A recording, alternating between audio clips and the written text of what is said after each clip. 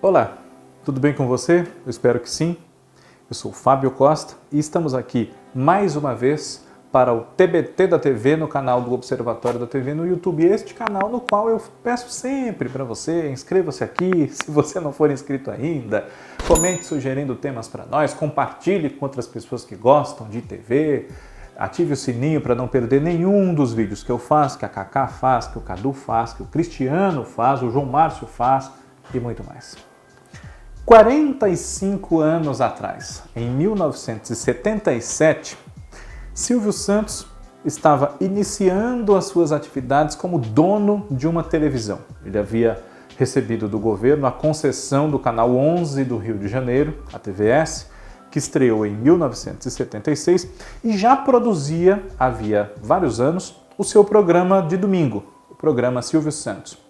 E desenvolveu, a partir dessa atividade de seu próprio produtor, os estúdios Silvio Santos Cinema e Televisão.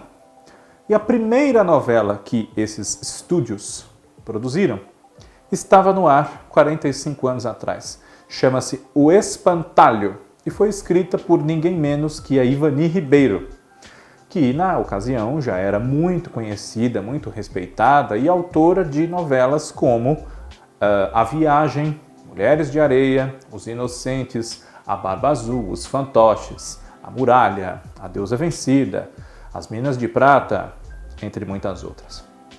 Silvio Santos contratou Ivani Ribeiro para escrever essa novela, contratou um elenco milionário que tinha, entre outros nomes, Jardel Filho, Fábio Cardoso, Natália Timber, Teresa Amaio, Rolando Boldrin, Carlos Alberto Richelli, Eduardo Tornaghi, Carmen Monegal, Percy Aires, Hélio Souto, Walter Stewart, Wanda Cosmo, entre outros. E tinha grandes ambições com essa novela, uma novela muito cara a um amigo meu e com certeza figura conhecida de vocês, se não em termos pessoais, mas pelo seu trabalho de resgate da memória com o canal Mofo TV no YouTube, que é o José Marques Neto. Um abraço para você. O Espantalho falava de quê? O Espantalho se passava numa cidade litorânea chamada Guaianá, que tinha cenas gravadas no distrito de Suarão, em Itanhaém, uma cidade litorânea aqui de São Paulo, que já havia servido de cenário a Mulheres de Areia na sua versão da TV Tupi, que foi produzida em 1973. Guaianá tem um prefeito muito honesto, um político bom, preocupado com a população, chamado Breno, que era o papel do Fábio Cardoso.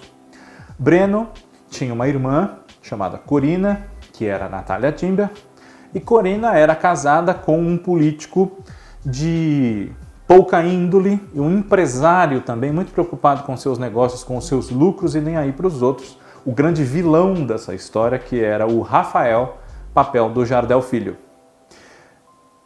Rafael e Corina tinham dois filhos, o Ney, que era o Carlos Alberto Richelli, e a Zilá, era a Carmen Monegal.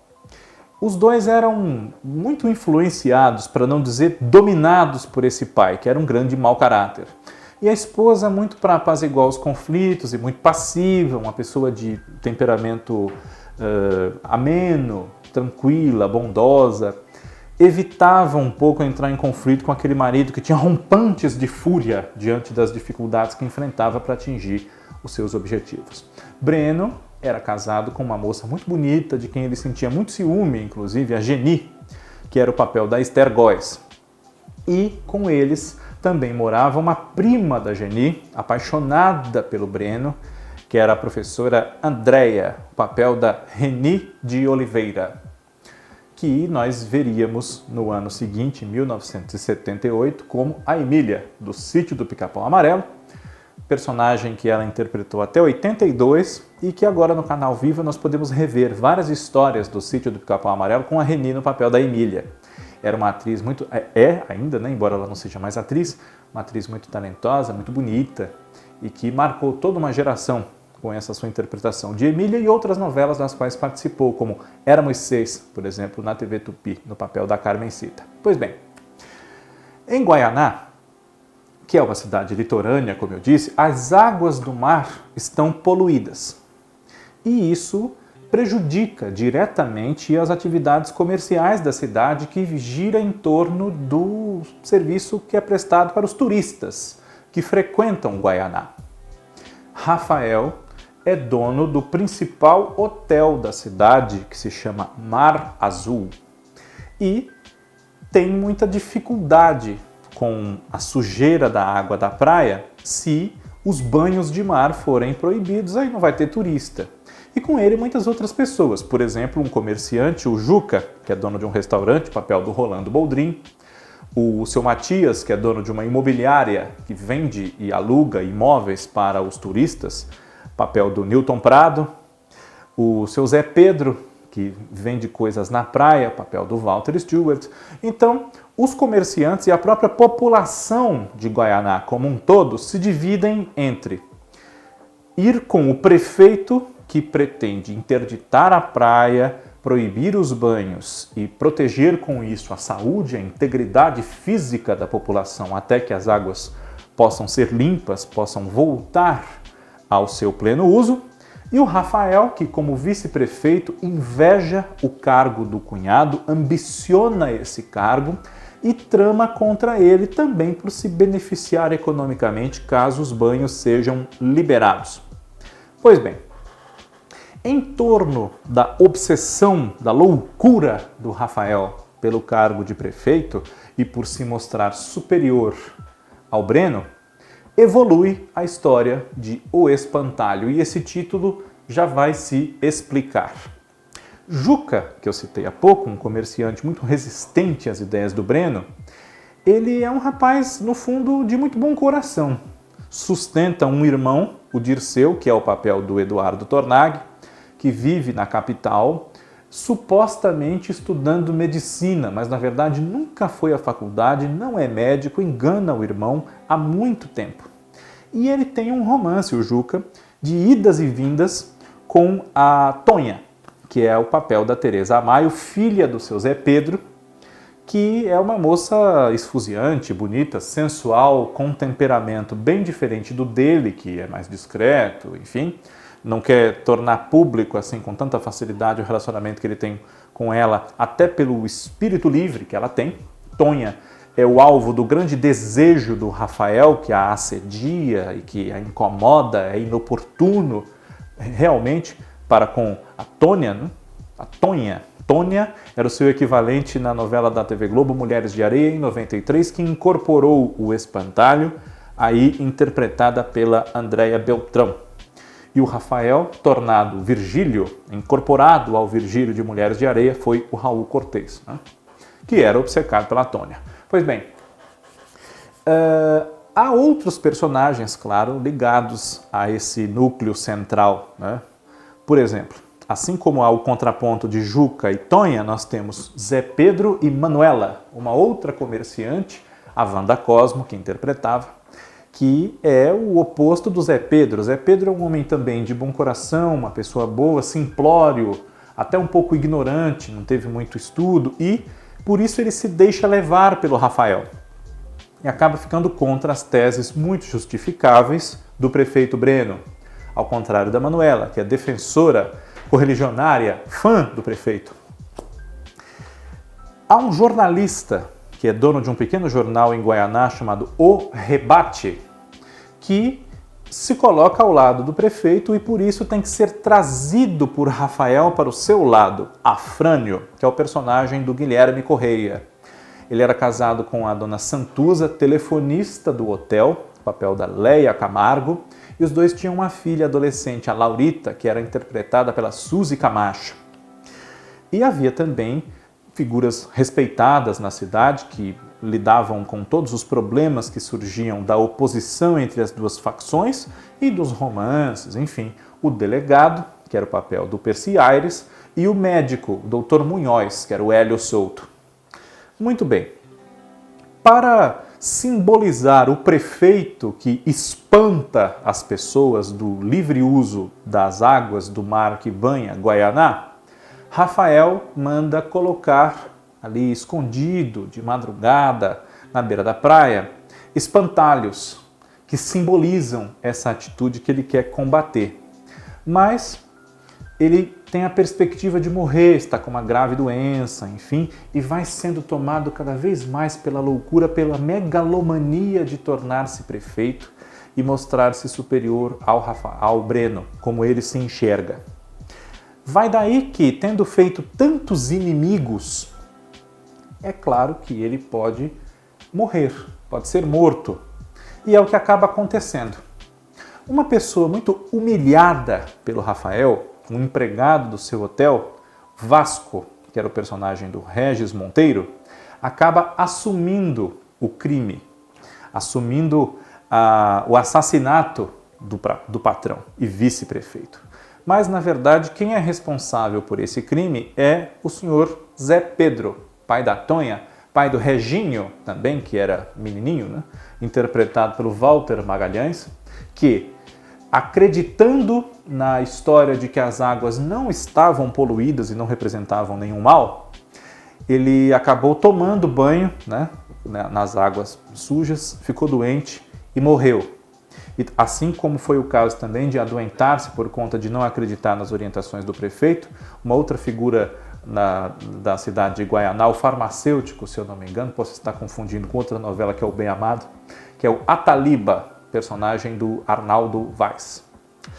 Então Zé Pedro é o assassino de Rafael, também vingando-se por ter sido passado para trás, assim como toda a cidade, diante da poluição notória que as águas realmente tinham. E o prefeito Breno foi, aos poucos, cada vez mais reconhecido na sua tentativa de defender o povo de Guaianá dessa sujeira, literalmente.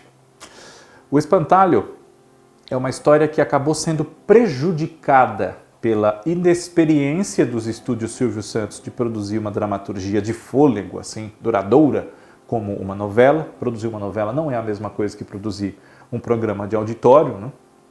E também porque ela acabou estreando inicialmente aqui na TV Record, em São Paulo, no dia 25 de janeiro de 1977, e só estreou no Rio, na TVS, já quando aqui a novela estava para acabar, no dia 1º de junho de 77. Se eu não me engano, ela terminou em São Paulo no dia 13 de junho, enquanto no dia 1º, pouco antes, é que havia estreado no Rio de Janeiro. Então ela não foi lançada nas duas principais praças do Brasil em audiência ao mesmo tempo.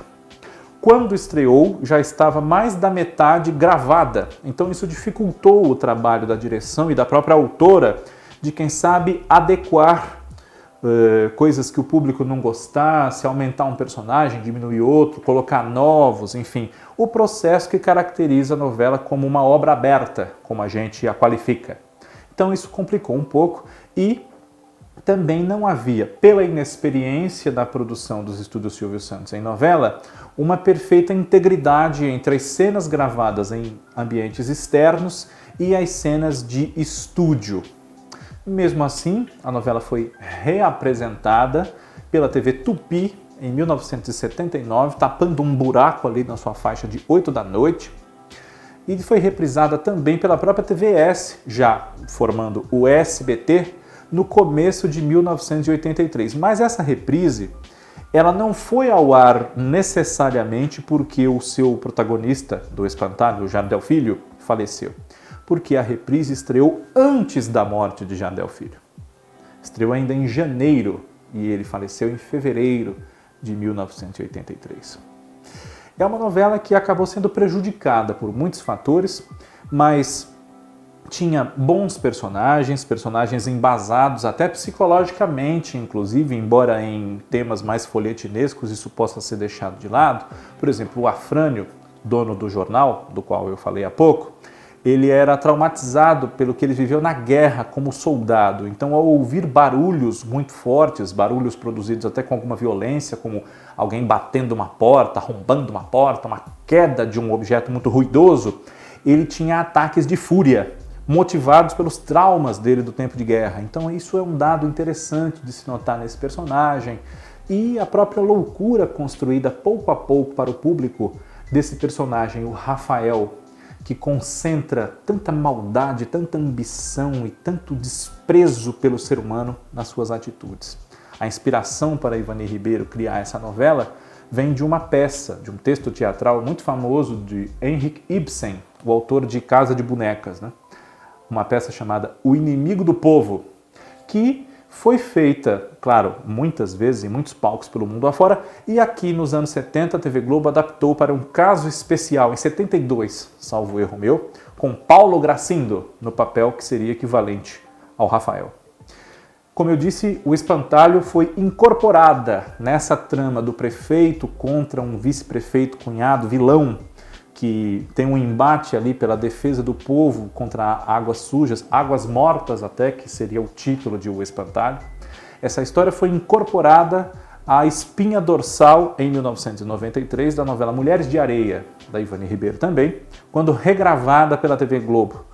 Em 20 anos, as necessidades dramatúrgicas faziam com que só a história de Mulheres de Areia talvez não rendesse uma novela nos novos moldes, com capítulos mais longos, enfim. Então, a autora juntou duas histórias passadas num ambiente litorâneo e o resultado ficou muito bom, embora nem tudo de O Espantalho tenha sido revivido, aproveitado nessa novela Mulheres de Areia da TV Globo. O Espantalho poderia ser hoje refeita por si, com a sua própria história, por que não? Ou, se houvesse condições, nós conhecermos numa reprise do próprio SBT o trabalho desses atores nessa história da Ivani Ribeiro, que também contou no seu elenco com Lídia Costa, Riva Nemetz, João Signorelli, Midori Tange, Martos Matias, Roberto Murtinho, Marta Volpiani, Ivanice Sena e muitos outros. O Espantalho no TBT da TV, 45 anos atrás. Essa novela tinha o seu público, inclusive, mas acabou dando prejuízo, custou mais de 10 milhões de cruzeiros e só arrecadou em patrocínios comerciais, enfim, cerca de 8 milhões, 7 milhões e meio. Teve os seus problemas, muito por conta dos fatores que nós analisamos aqui, mas é uma novela que marcou a sua presença na história da teledramaturgia brasileira e o TBT da TV a relembra. Um abraço para você. Muito obrigado pela audiência. Tchau, tchau.